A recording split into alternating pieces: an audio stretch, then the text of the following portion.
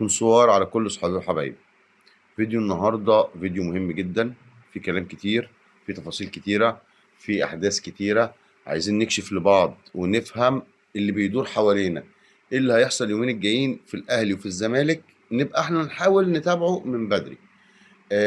هنتكلم عن تفاصيل اجتماع كابتن وليد صلاح الدين مع لعيبة الأهلي. هنتكلم عن تفاصيل اجتماع جون ادوارد مع عمرو الأدهم عضو مجلس إدارة الزمالك. هنتكلم عن عدي الدباغ، هنتكلم عن تريزيجيه وزيزو، هنتكلم عن عرض حسين الشحات، هنتكلم عن سيف الجزيري، هنتكلم عن محمود جهاد. حاجات كتير جدا حابين نتكلم فيها مع بعض النهارده، نحكي فيها كده مع بعض. فاللي معاه كوبايه شاي بقى، اللي معاه كوبايه قهوه يجيبها، ونفضل كده لبعضينا ونركز عشان نفهم ايه اللي بيحصل. هنبدأ الأول في الزمالك وحكاية محمود جهاد. محمود جهاد فترة غيابه طولت، يعني هو مصاب من الموسم اللي فات. كذا مرة يبقى خلاص هينزل الملعب، ما ينزلش الملعب، ايه اللي حصل؟ انا اتكلمت مع مصدر طبي جوه النادي، قال لي مشكلة محمود جهاد الوحيدة انه خايف. يعني ايه خايف؟ يعني هو خلاص هو بيبقى جاهز تماما 100%، لائق طبيا، عمل التأهيل بتاعه تمام، هيبدأ ينزل الملعب. أول ما بيبدأ ينزل الملعب نفسيا مش قادر يتجاوز مرحلة الإصابة. مع أول شك أو أول ألم أو أول حاجة بسيطة بتحصل له، بيبدأ بقى إيه؟ يخاف، يقلق، يشتكي من إصابة، يطلب لا طب نعمل أشعة، طب تأهيل تاني. فالموضوع بيتأخر معاه، ما بيعملش الفترات أو الجرعات التدريبية بتاعته كاملة. وده مخليه ما بيوصلش للفورمه.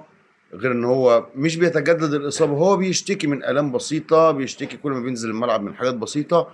دي بتخليه نفسيا مش قادر يتخطى المرحله، مش قادر يرجع تاني، لا قادر يرجع فورمه، لا طبيا ولا فنيا. فدي مخليها بعيد شويه الفتره دي. وده يعني انا السؤال ده كمان كان محيرني، هو فين محمود جهاد من الزمالك؟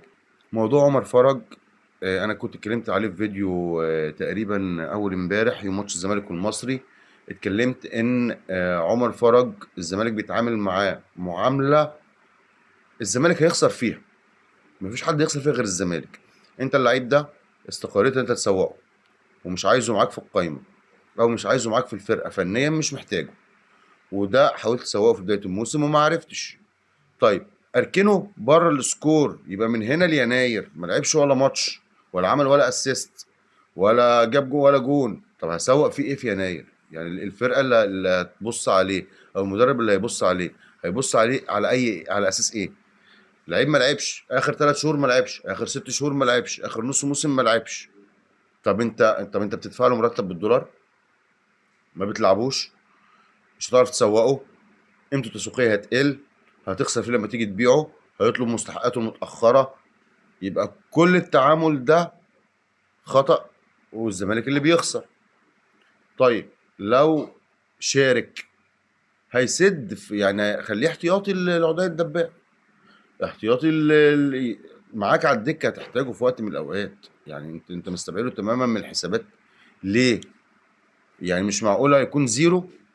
طب لما هو زيرو كان بيلعب في اوروبا ازاي؟ هو بيلعب في منتخب فلسطين ازاي؟ لما هو زيرو انت مش قادر تستفيد بيه فنيا خالص. وبعدين المفاجاه بالنسبه لي، اللي انا لما سمعتها بصراحه مش قادر اصدقها قوي، بس ممكن الايام تثبتها قدام، اللي هي ان فيريرا بيلعب بعدي الدباغ اساسي رغم عدم اقتناعه بمستوى عدي الدباغ حتى الان. يعني فيريرا مش مقتنع بعدي الدباغ. طب ليه؟ لان الكلام برضو اللي انا عرفته ان عدي الدباغ، مش هنقول كسول، لسه ما اندمجش مع الفرقه، لسه ما ظهرتش امكانياته، مش شرس في التمرينات، مش شرس في المباريات، مش جوه الصندوق قوي، مش هو ده المهاجم اللي فيريرا محتاجه. ففيريرا بيلعب بيه لان هو احسن الموجودين، مش السوبر ستار، ولكن هو احسن من ناصر المنسي، احسن من سيف الجزيري، احسن من عمر فرج. ده من وجهة نظر مستر فيريرا. يمكن كمان مستر فيرا شايف ان الخط الهجوم كله، الاربع لعيبه اللي اتكلمنا فيهم دلوقتي، الخط الهجوم كله مش لا يرضي طموحاته، مش بيحقق افكاره. كمان يعني مثلا ناصر منسي بيبدا يتراجع خطوات، بدا يدخل سيف الجزيري خطوات، كان بدا يخش دخل القايمه ولكن استبعده قبل الماتش المصري على طول. ممكن نلاقيه في الفترات اللي جايه بيجهزه لانه شايف ان خلاص يعني ده مش نافع وده مش نافع وده مش نافع. طب بس اشوف سيف الجزيري اللي من اول الموسم مش بيلعب برضو معايا ومش بيشارك في التمرينات، احب ارجعه تاني. ففي هنا في موضوع المهاجم يعني الدنيا مش الطف حاجه بالنسبه لفيريرا. وممكن من هنا ليناير هيبقى في صفقه في يناير، مهاجم سوبر للزمالك، وفقا لمين هيمشي ومين هيجي، ولاعيب اجنبي ولاعيب مصري، ولكن يبقى في صفقه مهاجم سوبر في الزمالك. النقطه اخر حاجه نتكلم فيها في الزمالك، الجلسه اللي كانت بين عمرو الادهم وجون ادوارد. جلسه النهارده كانت عشان توفير المستحقات وتوفير التزامات النادي تجاه الانديه اللي تم التعاقد مع لعيبه منها. النادي بتاع خوان بزيرا، النادي بتاع شيكو بانزا، الانديه اللي جوه مصر برضو ليها فلوس. الزمالك خد لعيبه، وهنديكم القسط الاول بعد كام شهر، بعد شهر، بعد اتنين.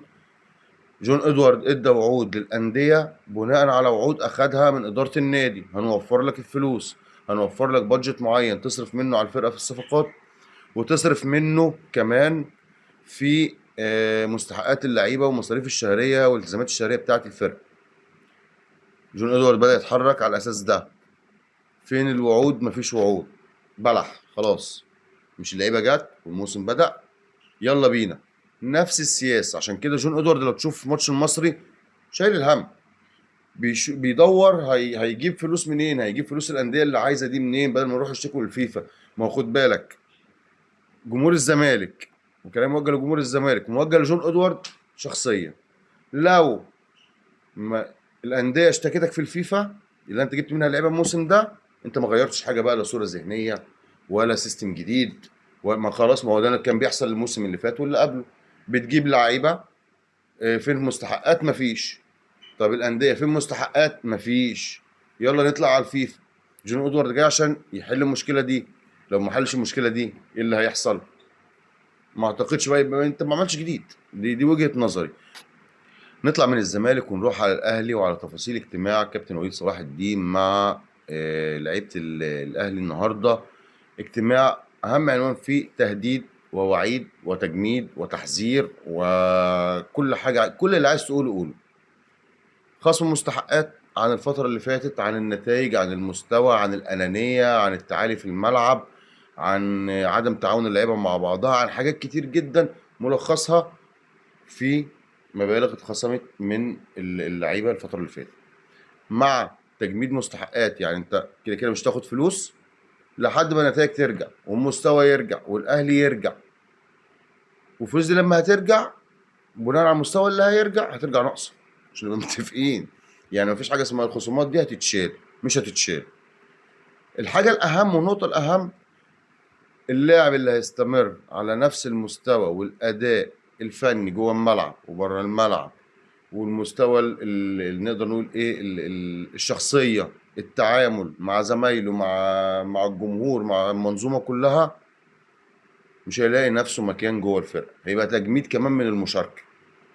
فده كان ملخص اجتماع النهارده الاهلي، جوه الاهلي، اجتماع كابتن وليد صلاح الدين مع اللعيبه. بعد الاجتماع بدأ يطلع كلام ان في مشكله بين زيزو وتريزيجيه، وان تريزيجيه لما شاور كده في الملعب شاور عشان خاطر زيزو كان متضايق، وزيزو ادعى الاصابه وخرج وما عجبوش الانانيه بتاعه تريزيجيه. الاثنين اتوجه لهم تحذير، نركز في الملعب ونركز في الكوره وما نركزش بره، ونلعب لعب جماعي. لان انتوا الاثنين من ساعه ما جيتوا لسه ما قدمتوش اللي يقول ان ده تريزيجيه وده زيزو.